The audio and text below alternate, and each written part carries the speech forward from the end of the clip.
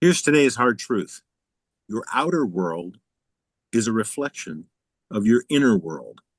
I'll guarantee you, if your business is chaotic, it's because your inside, your nervous system is chaotic. Curious what business owners are doing to double revenue, have more cash flow, work less hours, and provide a better lifestyle for their family? Dive into the world of business growth that leads to guaranteed wealth. Your hosts, Dr. Laura Shwaluk and Jerry Kezhaya. Grow and get answers to your business and investment questions that provide clarity, move you forward, and inspire you to reach your goals. Welcome to this edition of the Business Builders Intensive. We have a returning guest with us that I'm so proud of, Matt Bush. Thank you so much for joining us today. Next Level Neuro. Thank you. Yeah, tell us, what have you been up to since the last time we had you on the podcast? And as a follow-up to that, tell us what you're doing now that will really help pull business owners forward. Yeah, I'd love to. Thanks for having me back. I love returning to podcasts and getting to catch up with you guys. What we've been doing recently over at Next Level Neuro is focusing in on nervous system regulation. It's become a little bit of a buzzword on the internets these days. And you hear about regulating through breathing and regulating through meditation and regulating through medication sometimes. It's a word that's being used in a lot of different ways. But we focused in on what is the role of your nervous system in that, your brain, your bodily nervous system, and what needs to happen in those areas to create not only the peace and harmony and joy that we want in our personal life, but also for that to be able to show up in our business. So we're kind of connecting the dots between regulation and then what we're able to create and build in the world. So what does that actually look like? If I was to do that, Yeah, if it's so not meditating, like what do you do that's different than anyone else? exactly. People usually go, what does that mean? Is it meditation? Is it breathing? Is it drinking green smoothies? Uh, it's a little different than all of those things because our nervous system is essentially wired for survival, right? It's always on the lookout for sensory information from our world around us, as well as what's going on inside our body. And it's filtering through all of this information and asking, am I safe? Am I safe? Am I safe? Am I safe? Am I safe? It's just hardwired into the human nervous system. And anytime it perceives a threat, and perception is the key word here, okay? So if a real threat in the environment or a perceived threat in the environment, it's going to hit the brakes, put up a protective mechanism, send us a signal that says, stop doing what you're doing, or run away, or begin to fight, like a fight or flight response. Mm-hmm. All of those, as the different nuances, the different presentations of them, all of them are signals that the nervous system isn't feeling safe. And when it's not safe, it can't be regulated. So what does it actually look like? Well, breathing might be a part of it, or doing some mindset work may be a piece, but what we really focus in on is what are the input systems that your brain is using to gather this information? How does it collect the info? Some of it's through your visual system, some of it's through your auditory system, your hearing, some through the sense of touch, some through your breathing, and then some through your bodily sensations. You go, are those systems working correctly and accurately? Are they passing the information into your brain in a correct way? And then secondly, is the brain actually able to perceive and integrate those correctly? Can it receive the inputs? Can it put it together in the big picture to make sense of the world around us? Or has it been kind of skewed? Maybe someone who experienced previous trauma in life, their brain learns that certain sights, sounds, smells are not safe. And so they may get into a situation in their professional life. Maybe it's with a team member, maybe it's with a colleague, and something comes up that sounds like, looks like, smells like the previous threat that occurred, the previous trauma that occurred. And rather than being able to stay present in the moment, their brain and nervous system goes into a tailspin of protective mechanisms because the brain's perception is that that trauma is right here, right now, in the moment, and they need to be protected from it. They haven't differentiated what's real in the moment versus what happened in the past. And that's not a conscious choice, of course. That happens all in our subconscious. But we try to explore and assess, really testing with people, are the systems working correctly? Can the brain integrate them together? And how do you know if the the systems are working correctly? What Can I kind of can I measure? can I just touch that just for a second, if you Yeah. don't mind, before you get to the next question, Doc? Yeah. So like this totally resonates with me, Matt. And the reason I just want to share this with some of our listeners. So I grew up in a very abusive household. My mother was a mean drunk, and anytime she started drinking, she got loud. And every time she started drinking and got loud, I got beat. So if we were out at a restaurant and I heard a woman drinking and getting loud, I had to leave the restaurant because I didn't feel safe on any level, right? Like it was the most illogical thing. Someone's standing at the bar or sitting at the bar having a couple cocktails or whatever it is that they're doing, and they're laughing, having a good time, and I'm thinking I'm about to get beat, Mm, right? As a kid. right. So clearly this was not a conscious decision. It was not a conscious reaction on my part. I just knew I had to get the hell out of that establishment and get away from that situation until I learned how to heal that and fix it. And we went out to last night where we were actually in a sports bar and there were a lot of people loud and Yeah, drinking yeah, and having fun and we stayed there, enjoyed the dinner and whatnot, and then we came home. But exactly. it's clearly something that until you until you have someone help you get through that can paralyze your life. Yeah. Consciously, you didn't necessarily want to leave the restaurant, right? Oh You would have no, loved to no. stay and finish your dinner, Most of the time we didn't even have food yet, and right? I got to go. Yeah, And Laura's sitting there scratching her head, going, What just happened?" exactly. So like that's a great example. That level of previous experience kind of it changes the lens by which we view the world, Yes. right? And it alters the state of our nervous system so that we're unable to stay present in those moments or even present in the environment, like literally having to physically remove myself from the environment. I had to get out of that restaurant or that wherever the bowling area. I didn't care where I was at. If there was someone who was getting loud and I knew there was alcohol involved, I had to leave. Yeah. So if just for a second, if we call that the big response, Mm-hmm. okay, like the nervous system mashed the big red fight or flight button, it's like the nuclear option that the nervous system has. Like I need to get the hell out of here. Or the Yeah. flip side of the coin is I'm about to smash somebody's face in. Yeah. Right. What happens on more of a daily basis for a lot of people is we don't have the big response every single day. But we have these micro responses that are putting up our defensive walls, or they're changing our patterns of speaking to another person, our behaviors, our actions that we take. Mm-hmm. And they're just as much as your nervous system had to get you completely out of the environment, so it shifted your behavior. These micro responses and protective mechanisms will shift our behavior and our actions on a daily basis, just from one conversation to another, Yeah. right? Mm-hmm. If I'm gonna totally make up an example here. It may not have ever happened, but just spitballing with what we've been talking about. Let's imagine that you're working at the front desk of your business one day and a female customer comes in and starts getting loud, right? Mm-hmm. I don't know that you would run out of the building, but there's probably a certain level of either protection or aggression. There, something would happen. And I don't know exactly what it is. It could be as simple as tone of voice. Yes, exactly. Where And, you, and I'll tell you exactly what happens in my case. Prior to me having the work done, I Mhm. would get up, I would walk up to the front counter, I'd hand them their keys and say, "You need to take your business somewhere else. I There you go. refuse to work. I refuse to work with you. And Yeah, if you're acting like this before I get your money, I can only imagine what you'll be like after you pay me." right. And I'm way good without it. So move Yeah. on. Yeah. So, and as a business owner, you have the right to do that, right? Yeah. But there's something inside your nervous system that's driving that behavior.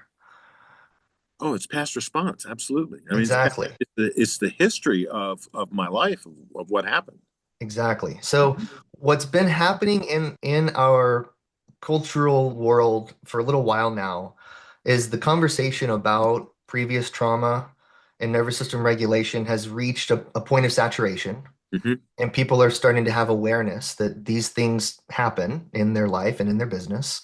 Hmm. And they're going, okay, I want to heal myself. I want to get through this and work through it because I don't want this thing to be in control of me forever. And then many times they kind of hit a wall. They're like, okay, but how do I heal it? What do I do? How do I change my actions? How do I make it so my nervous system doesn't have that response? And so that's where the actual practice that we use can be useful. That starts with like a daily version of nervous system regulation and then actually gets into the healing process. So, Well, Laura, this kind of goes back to what you were saying, like, how do you know when or what do you start with? What's the most challenging way to do it, and usually backfires, is to try to start right into the healing without doing any repetition of nervous system regulation first. It's kind of like if you've ever been around a crying toddler, like a 2-year-old who just will not stop crying. And wouldn't it be nice if we could just tell the 2-year-old, like, it's gonna be fine. You don't have to cry. Just relax. It's okay. Right? But the 2-year-old's not listening. They don't understand that level of logic. And so when that child's crying, you have to kind of make them feel safe. You pick them up, you rub their back, you make soothing noises, maybe you feed them, and you show that nervous system that it's safe rather than telling it that it's safe. mhm. So to be able to regulate our nervous system and to go through this healing process we're talking about, it's not enough just to tell myself, oh, that's in the past. It no longer affects me. Well, when I say that to my nervous system, it doesn't necessarily believe me. It doesn't listen to those words. So we have to create a process of showing it that it's safe and optimizing our brain state before we can go into the healing. So we'll do that through simple, easy exercises. We'll practice sensory input to the body, like rubbing a soft cloth or brush to the hands and feet. We'll do providing heat or a little bit of a compressive wrap to someone's abdomen. We'll apply smell, like I want you to, grab an essential oil or a soap or a lotion that you like, something that's calming, and I want you to smell that. And then I want you to do this vision drill. And then I want you to do this actual, maybe it's a balancing task, or maybe it's just a grounding movement. So we're combining the different senses of the body. Little smell, little breathing, little movement, little vision. And what we're doing within each of those systems is sending signals of safety so that the nervous system can go, okay, whew, I can relax the protective mechanisms. Hmm. Mm. I can relax the anxiety or the fears that have been driving me and get to a calm place where then I'm ready to actually do the work. On the technical side of things, what we're trying to create is more of an alpha brain state for people. Right. Like their brain waves are in an alpha state where they're Mhm. relaxed, Mhm. but they're also that puts the brain into a position where it's ready to create neuroplasticity. It's ready to create change, physical change in the neurons of the brain to reinforce new patterns, new pathways, or new beliefs that they want to create. So it's like using physical tools. That's kind of my umbrella term. Mhm. Physical tools to calm the brain state and organize and regulate the nervous system. And then we can actually get into doing the work. And so when you say getting into doing the work, is this how, for example, an employer that is frustrated with employees, for example, because that's a very, very common thing, is frustration with employees. How Indeed. did, what was that? Indeed. Yeah, you did. We all can relate to that one. How do we alter that? How do we, okay, so let's say we have our daily practice to regulate our nervous system, but then how do we actually start to make it so that we do something different with our employees and have our employees respond differently to us? Yeah. So I think there's actually two stages of this. Number one is that there's a daily practice that you would go through that's 5 minutes a day Mhm. of separate from the employee interactions, maybe even before you go to work for the day. You do your own 5 minutes of reinforced learning of I do these drills and it helps me to regulate my nervous system. And we're learning in those moments, what does this feel like to be regulated? What does it feel like for my brain to actually feel safe and calm? And it's giving us the predictability of safety. Mhm. Because one of the big things for the brain is prediction. Our brain is way better at responding to what might be a threat and protecting us of something that we could imagine or foresee, even more so than it is for responding to a threat in real time. Hmm. I don't want it to get to the point of escalating to a fight before I start to prepare myself. I protect myself first and get my guard up. And whether that means a certain tone of voice or certain posturing or even physicality that may come, I'll engage in all of those protective behaviors before something actually gets loud or violent. So the point of that is that protective mechanisms are often based off of predictions. So when I'm doing my daily practice that's all by myself, what I'm doing is building a predictable pattern of safety that's teaching my brain if I do these drills, it creates a safe, regulated space. Okay. That's kind of phase one. Phase two, or second part of it, is then I know that prior to having that conversation with the employee, I can do maybe one or two of these drills. I don't have to do the whole entire set, but I can do one or two things that might take me 20 seconds. And it's going to create very much that same situation of putting me in a calm, regulated state so that I'm ready to have this conversation. So I can now hear the conversation differently. I can listen to what was going on in the employee's mind or what was the situation. I can maybe understand that there was a need in my business that the employee wasn't equipped or resourced to be able to meet.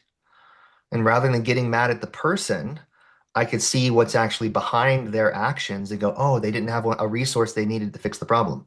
Oh, they didn't have an SOP to know what they were supposed to do. Oh, they were put in a position of threat from that customer and they weren't equipped to be able to deal with that. So, yes, they made a short-term mistake, but maybe I can see beyond that. And instead of just getting frustrated that the employee is messed up again, I can see there's a bigger need. But the point is that is really, really difficult to make that happen if I come into the conversation in a dysregulated state myself. So I'd like you to say more about what that might even look like, because when I have spoken with men, there's very few men that say that they don't feel safe. So Right. how, That's not a normal conversation for most men. We No, yeah, what, not at all. how would it show up? Like if, I mean, I can just imagine some big burly guy who's, 5 times the muscle of me saying, yeah, I don't, I never feel unsafe. I mean, what? So how might it show up for them? Yeah, that's a great question because you're right. Guys don't walk around talking about feeling unsafe. Yeah. Most guys are if they're and there's a little differentiation here between consciously feeling unsafe, which almost never happens for right. the kind of guy you're talking about, Yeah. but then the subconscious brain feeling threatened. Those are two different things. And that was my situation. Exactly. It was my subconscious feeling threatened Yes. completely. And it's not even threatened by the current event that's happening. It's being threatened by what happened in the past, what was part of the trauma that it still believes is present and real right now. Right. See, our subconscious brain doesn't understand time. It doesn't differentiate between past, present, and future. Right. So when Or my or imagination. exactly, it Yeah. Right. doesn't It it can't doesn't know the tell the difference difference. between what's happening right now, what you're imagining is going to happen, and what happened 10 years ago.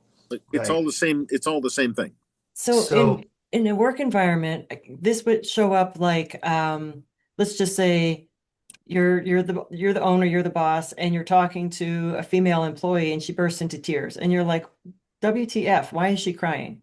I have no idea. or From or this time, um, innocent. or you're talking to one of your employees and they throw their keys at you and say, "F you, I'm out."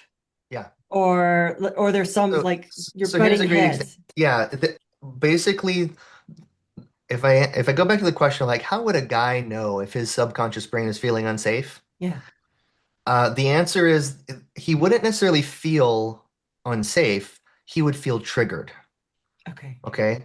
So a great example of this from my business is I had an employee earlier in the years of our business who was in that 19 to 21 year age range. And she was very flippant and very rude at times to me as the Mm, business owner. mm, And I don't stand for disrespect. I'm like, that is not going to fly in this business. So you can get yourself in line or you can see yourself to the door. But that's what I think about it, right? But in the moment when she was disrespectful, what would happen is I would react with a really high level of aggression, like to put her in her place. Mm. mm. Like, you're not going to talk to Mm. me like that. You're going to sit your butt down and do that project or go work on this thing. Like, I would basically try to very aggressively tell her what to do, almost like I was coming over the top with aggression to trump whatever she said and go, I'm going to put you in your place. You're the little person. I'm the big person. You have to do what I say. Mm. Now, she Can didn't, I say there's yeah, a more subtle version of this, and that's simply just objectifying that person. Like saying, yeah, "Oh, she's a bitch," or "He's a pussy," and actually objectifying them and yeah, like it's like calling them a name, mhm. but in your own mind, not actually saying it out loud. Yeah. The labeling is Like often a labeling. way Yeah. that's one of the ways that we put up a protective shield and Yeah. start to other the other person so that we can deal with them in whatever way we might need to. Yeah. Yeah. I believe that's actually a presentation or a symptom of our own nervous system being dysregulated because we no longer see the human sitting on the other side of the desk. Yeah. Right. We Okay. see the pitch or we see the, Yeah, we see the label. yeah, And the then we bring astro. out the worst in both of us. Exactly. And that's a reflection of our nervous system, not the actual situation that's happening, right? As the business owner, I have a responsibility to take care of my team to the extent that I can in the workplace. I provide resources, I provide training, I help them through difficult situations, I correct behavior or mistakes when necessary, but I don't want a conversation with them to escalate to the point where they throw the keys on the desk, Yeah. right? And this applies with kids, like your very own children or your grandchildren. Same exact story with my stepdaughter, right? She would come into the room and say something disrespectful. I would try to put her in her place. What I didn't know when I first kind of got involved in her life is she's just as stubborn as her mother. And so, me trying to trump very aggressively her behavior and her stubbornness, we would go head to head Yeah. all the time. And eventually, I recognize I'm like, this is not the outcome I want from this relationship, right? I go, all we're doing is fighting all the time. That's not what I want with my stepdaughter. And likewise, that's not what I want with the employee that I was talking about a minute ago. I don't want to just fight and argue all the time. That's not productive. So I had to recognize that this perception of disrespect, that was a trigger for me. And every time I got triggered, essentially what's happening is I'm getting dysregulated. I'm leaving the present moment. I'm going, okay, I'm now in a flying rage. I have to put them in their place. And what's really interesting is as I sat with it for a little while and I did my own work. So I regulated my nervous system. I got into a calm nervous system state. And then I started to examine, where did this come from? Love it. This is not this is not who I am as a person. Mm. This aggressive, authoritarian, I'm going to tell you what to do. Like, that's not my personality. Where did that come from? Not at all. That's not who you are at all. And I figured out I caught that from my dad. We say things are caught, not taught, right? They Mm, kind of rub off on you. When I was small, my dad had this very authoritarian, aggressive growl to get my brother and I to behave. And I remember numerous times we would get really afraid when dad got growly or aggressive at us. And my mom would always say, well, his bark is worse than his bite. Meaning he's never going to hit you, he's never going to harm you, but he sounds like he's really angry. Mm. But as a kid, from ages 0 to 7, a child's brain is literal. It has no understanding of the abstract or Yeah. the hypothetical or analogy. It's a very literal brain. Yep. So when dad would come in and yell, I thought I was about to get beat. And I mean, he never abused us, although we got spankings as kids. We grew up in the generation where discipline was a good spanking. Yeah. Um, but his growl rubbed off on me. I had never experienced it until I was 38 years old when I got married. I now had a stepdaughter. And now when my stepdaughter is mouthing off to me and I'm in the position of quote, dad, quote unquote, that thing came back up from my childhood. And I was Wow. like, yeah, sit yourself down, get out of here, give me those keys, blah, blah, blah, blah. It did not work at all. It destroyed any chance we had at a loving relationship. And with my employee, it eventually destroyed the employee and they left the company because during that time I hadn't figured all this out yet. I didn't know how to fix it at the time. So we lost that team member.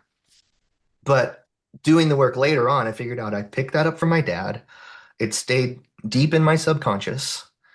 And then when I got dysregulated, this very old memory came out and acted on the people around me, right? Mhm.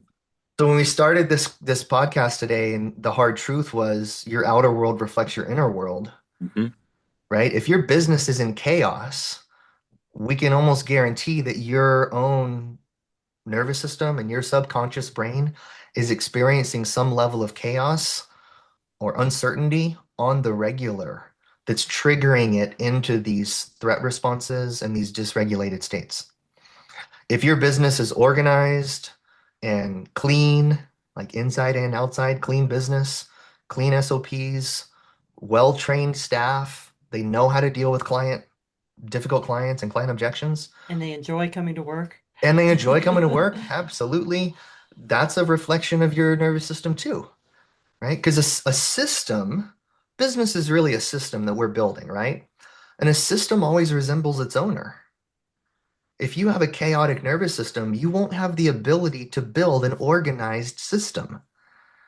And it's not that we don't want to or we don't try, but we have this saying in our work that it's hard to read the label from inside the jar. Mhm. You don't even recognize sometimes that you're having these moments of dysregulation or compensation or altered state, altered behavior. You don't know. You just think it's just the way I am. But if you have a disorganized or chaotic nervous system that's often getting triggered and dysregulated, that's going to show up in your business. And so when you work with people, do you work with them directly, like in person, or can you work via Zoom, remotely? How does that work? We do 99% of our training via Zoom. Mhm. We started that even before the COVID era when everybody went to Zoom, because all of the work that we utilize is actively done by the client or by the person themselves. So this is a little bit different than like if I went to a massage therapy, I need someone to work on my body tissues. Yeah, They're going to be hands-on kind of doing the work for me. right. Or if I go see a psychologist because I want them to help heal my trauma, they're carrying some of the load. We actually teach people how to do the work actively themselves. So we don't need to be in the same room. And it's really about building a practice of your own, building a routine. So we'll guide people through how to assess the different systems of the brain, how to assess the brain itself, and how it's integrating all this information, and then help them to develop essentially what is their own 5 to 10 minute routine, and then they get to run with it. And so, we do regular check-ins with our coaching clients, and we have a couple of group programs as well. But it's all online so that it can be done right where you are, right in the midst of your day. without having to like see someone in person. How do people reach you? What's the best way to contact you if they want to look into this further? Yeah, if they're on Instagram, we're most active there on social media. Our handle is at Next Level Neuro, all one word. If they want to check out the website, it's nextlevelneuro.com. And because we were going to be here today, I prepped a free training for people who are here. It's on what we call the ladder framework of if you're thinking about where do I start? How would I even get going on this? Like I said earlier, step one is regulation. And so this training kind of walks through like what does it mean to regulate the nervous system? What are the brain areas that I'm going to be working on, and what are the actual tools? And so we have that as a free gift for people who are listening to the podcast. And how do they get a hold of that? How do they? We set up a special link just for the podcast. It's nextlevelneuro.com/business builders. And that's all one word. And is it uppercase, lowercase, or does All it matter? lowercase. Yeah. All Lowercase. lowercase, all one word. Nextlevelneuro.com/business builders. And you were saying next, Next, That's correct. business builders. Fantastic. I'm going to do this myself because I want to find out more about what you're currently doing, which sounds a little different than what you had been doing Yeah. several years ago when you were coaching with us. Yeah, So it's yeah. shifted a little bit, but it's able to help a lot more people who are out there kind of in the real world and in the trenches who are seeing these buzzwords all the time and they're wanting to heal and they're wanting to overcome trauma, but maybe don't know where to start. Are you still working with long COVID as well? We do still have some long COVID, yeah, programs. Okay. We have an at-home version of our long COVID protocol. Briefly describe long COVID just in case somebody is unfamiliar with that term. Yeah, so after going through COVID and also after doing the vaccines, it is possible for the immune system and the nervous system to stay activated. And so what happens is you get a sequence or a series of symptoms that continue even after the illness is gone. If someone actually had COVID and then that occurs, it can be because some of the spike protein gets stuck in their body and it continues to cause some reactivity. But it might be things like ongoing brain fog, fatigue, shortness of breath, chest pains, or what looks like cardiovascular problems, loss of smell and taste, inability to sleep, like all kinds of different symptoms have been kind of umbrellaed underneath this term. But it usually happens after an illness. It shows up usually 2 to 6 weeks after the illness has healed. Then they start to have these symptoms. And if you go visit a doctor, you get a cardiovascular test done, you get your lungs tested, you go through lab work. They're going to say everything looks normal. Like they can't find anything wrong, but the person is still having these symptoms. What we know from the last 20 years of our work is that those symptoms are primarily driven by a neurological problem, which is also what's activating the immune system. So we created a training program to help retrain the nervous system how to downregulate the symptoms and get back to normal everyday life. So nervous system regulation is hugely important for our Ab- health, Absolutely. like our immune system, as well as our relationships and how we relate to ourselves. It is. I mean, and there's like just a little tidbit from the research in the last year, there was a couple of different articles published on how nervous system dysregulation eventually drives autoimmune conditions. Because what initially happens when we get dysregulated is we release adrenaline and cortisol into our system. Those are our survival hormones. Mhm. But if we keep getting triggered or we keep being dysregulated at a chronic state, it's happening every day, our adrenal system gets weaker and weaker. We'll go through adrenal fatigue and then eventually adrenal burnout. Initially, when adrenaline and cortisol are present in high levels, it lowers immune activity. But once we get to the point of adrenal fatigue, and then the body just can't keep up with the threat, it increases immune activity. And so, as there's increased immune activity and increased inflammation, but we don't have the adrenal support behind it, it easily turns into an autoimmune condition. And this could look like psoriasis or hmm I mean, Skin name your issues. autoimmune disease. Yeah. Psoriasis, Gut lupus, issues. Yeah. Crohn's. Crohn's disease, Yeah. yeah, IBS, like Hmm. even something as quote unquote simple as rheumatoid arthritis. It's an autoimmune condition. So there's probably dozens of different autoimmune conditions that have been selectively labeled by the medical association. But at the end of the day, the common thread that they all have is increased inflammation and immune activity. So the immune system is now attacking the body. So it's just a matter of where does the autoimmunity show up? But the driver behind it is dysregulation and trauma that lead to inflammation and immune system activation. And how this might show up for someone, for a business owner, is simply they might feel burned out, Mhm. or they feel like they're so pissed off at their business or so disappointed or dejected that it's just like sell it or shut it down and I'll go work for someone. That's the kind of thought, the thinking that those are signs that your immune system is dysregulated. Yeah, certainly. Those ongoing levels of fatigue. I Yeah, mean, we're business owners, we're often fatigued.